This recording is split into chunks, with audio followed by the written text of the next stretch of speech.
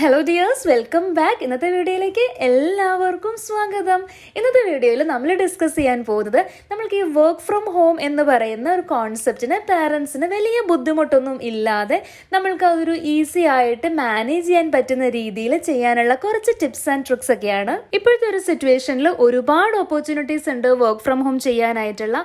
ഇപ്പോൾ ഒരു full time job ചെയ്യുന്ന ആളുകൾക്ക് പോലും ഓഫീസിൽ ഡെയിലി പോകണം എന്നുള്ളൊരു ആവശ്യം വരുന്നില്ല. അതേപോലെ തന്നെ വീട്ടിലിരുന്നുകൊണ്ട് തന്നെ ബിസിനസ് റൺ ചെയ്യുന്ന ആളുകളുണ്ട്.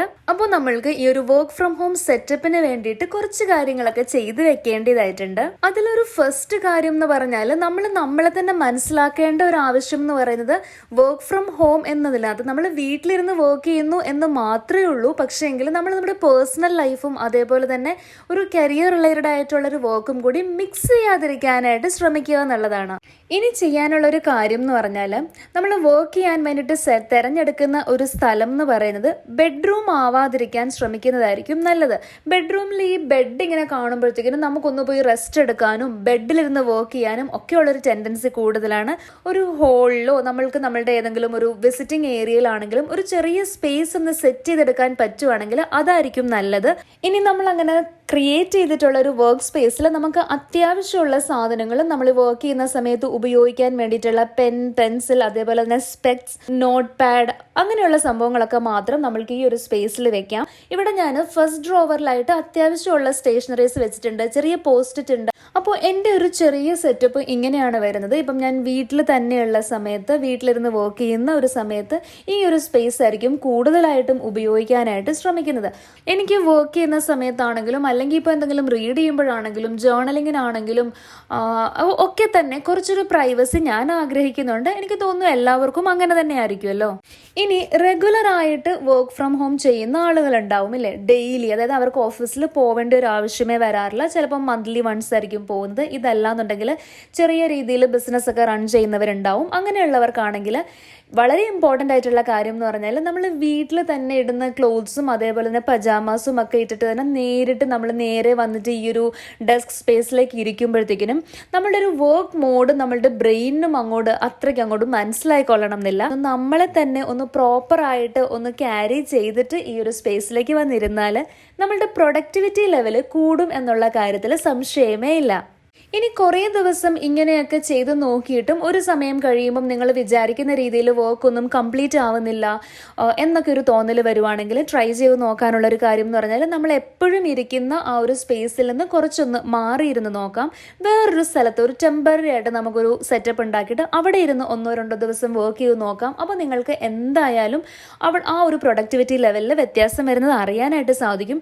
ഇനി അതല്ല, പോവാനായിട്ട് ശരിക്കും ഒരു ഓഫീസായിട്ട് ഇല്ലാന്നുണ്ടെങ്കിൽ ഇപ്പോഴാണെങ്കിൽ പല സ്ഥലങ്ങളിലും വർക്ക് ചെയ്യുന്ന ആളുകൾക്ക് വേണ്ടിയിട്ടുള്ള ഫെസിലിറ്റീസ്, ലൈബ്രറീസ് പ്രൊവൈഡ് ചെയ്യുന്നുണ്ട്. അതേപോലെ തന്നെ ഒരുപാട് കോഫി ഷോപ്സും കഫേസും ഒക്കെ തന്നെ പ്രൊവൈഡ് ചെയ്യുന്നുണ്ട്. നിങ്ങൾ നിങ്ങളുടെ ഡിവൈസും നിങ്ങളും ആയിട്ട് അവിടെ പോയാൽ ഒരു 5-6 hours ഒക്കെ അവിടെ സ്പെൻഡ് ചെയ്യാനായിട്ട് സാധിക്കും.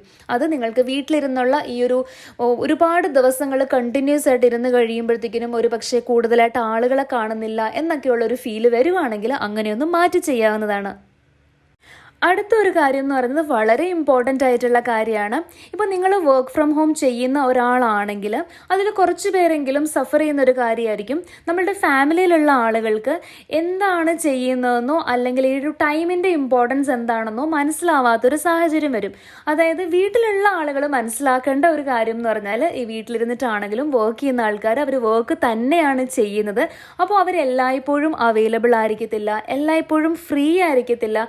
അവർ ഫിസിക്കലി വീട്ടിൽ അവൈലബിൾ ആണ് എന്നതിൻ്റെ അർത്ഥം എല്ലാ ആവശ്യങ്ങൾക്കും ഇറങ്ങി നടക്കാനും എല്ലാ ആവശ്യങ്ങൾക്കും ചെയ്യാനും ഒക്കെയുള്ള, അതായത് ഒരു വീട്ടിൽ ഒരുപാട് ജോലികൾ ഉണ്ടാവുമല്ലോ, അങ്ങനെയുള്ള എല്ലാ ജോലികളും ഏത് സമയത്തും ചെയ്യാൻ വേണ്ടിയിട്ട് ഈ ആള് അവൈലബിൾ അല്ല എന്നുള്ള കാര്യം വീട്ടിലുള്ളവരാണ് മനസ്സിലാക്കേണ്ടത്.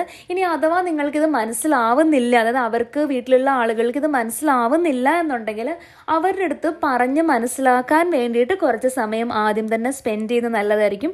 എൻ്റെ ഒരു വർക്ക് ടൈം എന്ന് പറയുന്നത് ഇത്ര സമയം മുതൽ ഇത്ര സമയം വരെയാണ്. അതൊരു പക്ഷേ നിങ്ങൾ സ്പ്ലിറ്റ് ചെയ്തെടുക്കുന്നുണ്ടാവും. അപ്പം ഈ ഒരു ടൈമിൽ ഞാൻ ഒരു കാര്യങ്ങളും ചെയ്യാൻ അവൈലബിൾ ആയിരിക്കത്തില്ല, ഞാൻ ഇവിടെ ഇല്ല എന്ന് വിചാരിച്ചാൽ മതി എന്ന് പറഞ്ഞ് ഫാമിലീനെ മനസ്സിലാക്കേണ്ട ഒരു ആവശ്യമുണ്ട്. നമ്മൾ നേരത്തെ നമ്മളൊരു വർക്ക് സ്പേസ് സെറ്റ് ചെയ്യുന്നതിനെ കുറിച്ച് പറഞ്ഞു അല്ലേ. അവിടെ നിങ്ങൾക്ക് വേണമെങ്കിൽ ഒന്ന് ബ്യൂട്ടിഫൈ ചെയ്യാനായിട്ട് ഏറ്റവും ഇഷ്ടമുള്ള ഏതെങ്കിലും കോട്ട് അതിപ്പം അതിൻ്റെ ഒരു പ്രിൻ്റ് എടുത്തിട്ട് അവിടെ ഒട്ടിച്ചു വെക്കുകയോ അല്ലെങ്കിൽ ചെറുതായിട്ട് ഇങ്ങനെ പിൻ ചെയ്ത് വെക്കുകയോ ഒക്കെ ചെയ്യാം. അതേപോലെ തന്നെ നമ്മൾ എന്തെങ്കിലുമൊക്കെ ചെയ്യുമ്പോൾ അല്ലെങ്കിൽ നമ്മുടെ പേഴ്സണൽ ലൈഫിൽ തന്നെയുള്ള ഒരുപാട് കാര്യങ്ങൾ നമ്മൾ ഇടയ്ക്കിടയ്ക്ക് ഓർക്കേണ്ട ഒരു ആവശ്യം വരാറുണ്ട്. ആ കാര്യങ്ങളൊക്കെ ഓർക്കാൻ വേണ്ടിയിട്ട് നമ്മൾ എപ്പോഴും ഇരിക്കുന്ന ഈ ഒരു ടേബിളിൻ്റെ അടുത്തായിട്ട് നമുക്കൊരു ബോർഡ് വെച്ച് കൊടുക്കാം. അതിപ്പം ശരിക്കും പറഞ്ഞാൽ നോട്ടീസ് ബോർഡായിട്ട് തന്നെ കിട്ടും. ഇനി അതെല്ലാം വാങ്ങുന്നില്ല എന്നുണ്ടെങ്കിൽ നമ്മൾക്ക് വളരെ ചീപ്പായിട്ട് നോട്ടീസ് ബോർഡ് ഉണ്ടാക്കുന്നതിനൊരു വീഡിയോ ഞാൻ മുൻപ് പോസ്റ്റ് ചെയ്തിട്ടുണ്ടായിരുന്നു. പിന്നെ നമ്മൾ നമ്മളുടെ ഓഫീസ് സ്പേസിലൊക്കെ വെക്കുന്നത് പോലെ തന്നെ നമ്മൾക്കൊരു ബോട്ടിൽ വെള്ളം വെക്കാം. അങ്ങനെ ആകുമ്പോഴത്തേക്കിനും ഇപ്പോൾ കണ്ടിന്യൂസ് ആയിട്ടൊക്കെ ഇരിക്കുമ്പോഴത്തേക്കിനും ആ ഒരു വെള്ളം കുടിക്കാതിരിക്കുന്നതോ അല്ലെങ്കിൽ ഡീഹൈഡ്രേഷൻ ഉണ്ടാവുന്നതിനൊക്കെ അവോയ്ഡ് ചെയ്യാനായിട്ട് പറ്റും. പിന്നെ ഇടയ്ക്ക് എന്തെങ്കിലുമൊക്കെ മഞ്ചിങ് എന്തെങ്കിലുമൊക്കെ ഇങ്ങനെ കുറിക്കണം എന്നൊക്കെ തോന്നുന്നവർക്ക് നിങ്ങൾക്ക് ഇഷ്ടമുള്ള സ്നാക്സ് വെക്കാം.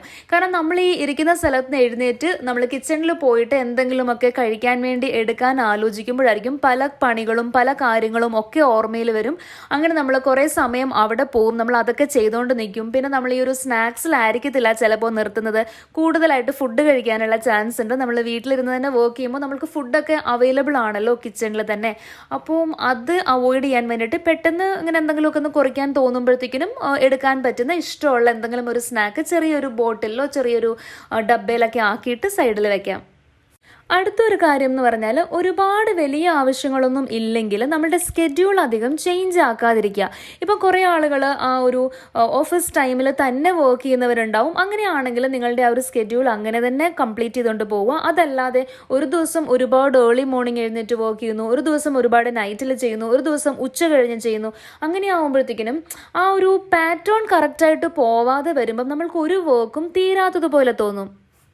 ഇനി എന്തെങ്കിലുമൊക്കെ തീർന്നില്ലെങ്കിൽ അത് കുഴപ്പമില്ല, അത് നമ്മൾക്ക് ഇതേപോലെ ടൈം മാനേജ് ചെയ്തിട്ട് ഒന്നെങ്കിൽ നമ്മളുടെ വീക്കെൻഡ്സിലോ അല്ലെങ്കിൽ ഏർലി മോർണിംഗോ അല്ലെങ്കിൽ രാത്രിയൊക്കെ സമയത്താണെങ്കിലും ചെയ്ത് തീർക്കാവുന്നതാണ്. അതല്ലാതെ വലിയ ആവശ്യങ്ങളൊന്നും ഇല്ലെങ്കിൽ ആ ഒരു സ്കെഡ്യൂളിൽ സ്റ്റിക്ക് ചെയ്യുന്നത് തന്നെയായിരിക്കും നല്ലത്.